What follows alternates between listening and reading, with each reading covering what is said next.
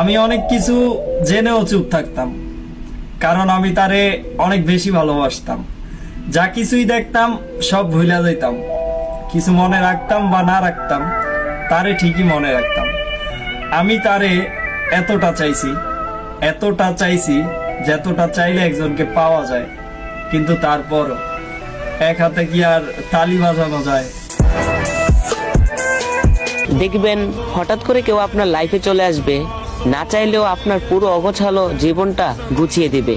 আপনি অ্যাটেনশন না দিলেও সে আপনার অ্যাটেনশন অর্জন করে নেবে। এরপর আপনি আস্তে আস্তে তাকে নিজের অভ্যাস বানিয়ে ফেলবেন, তার উপর নির্ভরশীল হবেন, তার জন্য নিজেকে বদলে ফেলবেন। তখন সে আপনাকে ছেড়ে চলে যাবে, আর খুঁজে পাবেন না। জীবন আবার অগোছালো হয়ে যাবে। That's true. আজকে আমার সাথে সেটাই হলো। আমার জায়গায় একটু এসে দেখো, তাহলে বুঝতে পারবে যে প্রতিদিন কিভাবে হাসতে হয়।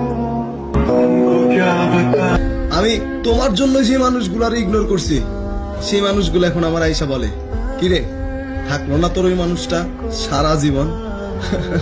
হয়তো তার থেকে দূরে থাকা সম্ভব, কিন্তু তাকে ভুলে থাকা সম্ভব না। ভালোবাসাতে হেরে গিয়ে কিভাবে হাসবো আমি? যেই বন্ধুগুলো আমারে হাসতে শিখাইছে তাদের চোখেও তো পানি দেখি। একটা সময় সবাইকে বলতাম যে ভুল মানুষের সঙ্গ ছেড়ে দাও, আর আমি এটা জানতাম না যে আমি নিজেই ভুল মানুষের সঙ্গে চলি। তোমার কথা তো প্রতিদিনই মনে করব, কিন্তু তোমাকে পাওয়ার চেষ্টা দ্বিতীয়বার আর না। আমার ঠকে যাওয়ার অভ্যাস আছে, কিন্তু কাউকে ঠকানোর অভ্যাস নাই। মেয়ে হয়ে ভাবছো ছেলেরা কত স্বাধীন?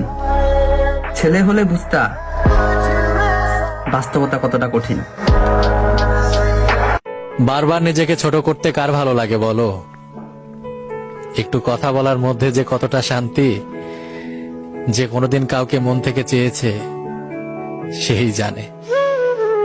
ছেলেদের মন খারাপ বলতে কিছু হয় না, তাদের অভাব হয় হয়তো ভালোবাসার, নয়তো টাকার। আমি অনেক কিছু জেনেও চুপ থাকতাম।